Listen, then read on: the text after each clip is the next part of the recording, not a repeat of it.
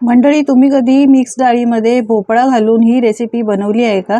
कधी बनवली नसेल तर माझी खात्री आहे तुम्ही ही एकदा बघितल्यानंतर 100% करून बघणारच. चवीला इतकी भारी आहे की तुम्हाला भाजीची गरजसुद्धा अजिबात लागणार नाही. चला तर करायला घेऊयात. यासाठी इथे मी हा भोपळा घेतलेला आहे. हा पाव किलोपेक्षा थोडासा जास्तच आहे भोपळा. असा चिरून घ्यायचा आणि त्यानंतर याची वरची साल आहे ती काढून टाकायची.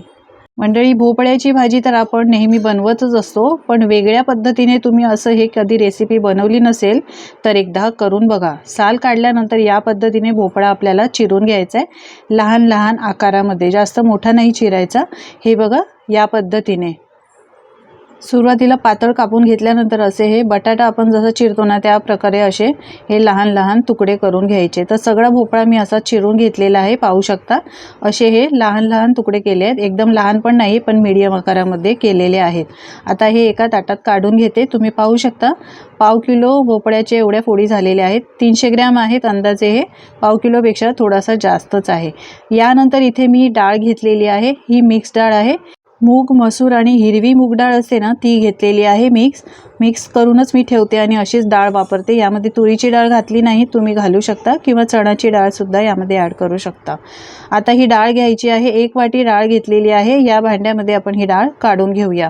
यानंतर पाणी घालायचं आहे आणि 3 ते 4 वेळा आपल्याला ही डाळ चांगली स्वच्छ धुवून घ्यायची आहे. डाळीचे आमटीचे बरेच रेसिपी मी मंडळी अपलोड केलेली आहे, तुम्ही ती सुद्धा एकदा नक्की पहा. उन्हाळ्यात तोंडाला चव नसते, काहीतरी वेगळं खायचं असतं, भाजी बनवायचा सुद्धा कंटाळा येतो, त्यावेळेला तुम्ही अशी ही रेसिपी बनवून खाऊ शकता. डाळ मी धुवून घेतलेली आहे, हे बघा. यानंतर इथे मी कुकर गॅसवर ठेवलाय, चालू केलेला नाही गॅस अजून. यामध्ये ही धुतलेली डाळ आहे ती सगळी काढून घेऊया. डाळ सगळी मी धुतलेली कुकरमध्ये काढून घेतलेली आहे, पसरवून घेतली. यानंतर यामध्ये घालूया 1 कांदा. तर 1 कांदा आहे तो मी असा पातळ पातळ उभा चिरून घेतलेला आहे. यानंतर 1 टोमॅटो असा रफली चॉप करून घेतलाय आणि त्यानंतर यामध्ये आपल्याला घालायचा आहे भोपळा चिरून ठेवलेला. भोपळा आधीच धुवून घेतला होता, त्यामुळे मी परत धुतलेला नाही. चिरलेला भोपळा यामध्ये घातलाय. बारीक चिरलेली कोथिंबीर घालायची, त्यामुळे याला फ्लेवर चांगला येतो. यानंतर यामध्ये आपण काही मसाले घालूया. तर इथे मी घालते अर्धा चमचा हळद, 1 चमचा लाल तिखट, लहान चमचा आहे त्यामुळे 1 चमचा घातलेला आहे. यानंतर 1 चमचा धणे आणि जिरे पावडर घातलेली आहे आणि इथे वापरते मी चवीप्रमाणे मीठ. सुरुवातीला मसाले कमी घातले, नंतर सुद्धा आपण थोडेफार मसाल्याचा वापर करणारच आहोत, यासाठी इथे मी थोडं कमी प्रमाणात घातलं आहे. 1 चमचा तेल घालायचं आहे आणि 1 वाटी डाळ घेतली आहे तर आपल्याला 3 ते 4 वाटी यामध्ये पाणी घालायचं आहे.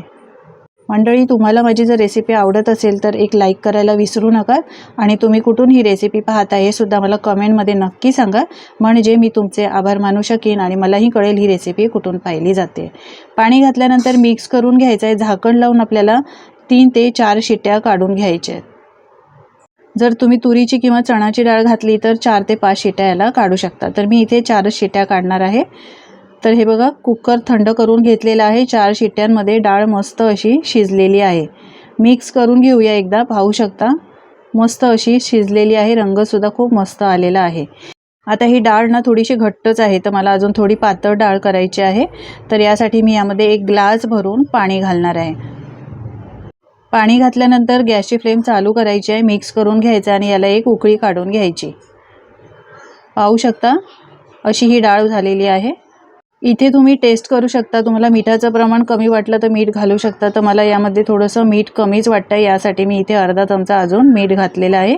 मीठ घातल्यानंतर मिक्स केलेलं आहे. गॅसची फ्लेमसुद्धा मी चालू केली आहे. यानंतर इथे मी शेंगा घालते, शेवग्याच्या शेंगा घालायच्या आहे. यानंतर आपण यामध्ये घालूया 1 गुळाचा खडा, म्हणजे 1 छोटा लहान गुळाचा खडा घातला आहे आणि चिंच घातलेली आहे. तुम्ही गुळाऐवजी साखर घालू शकता.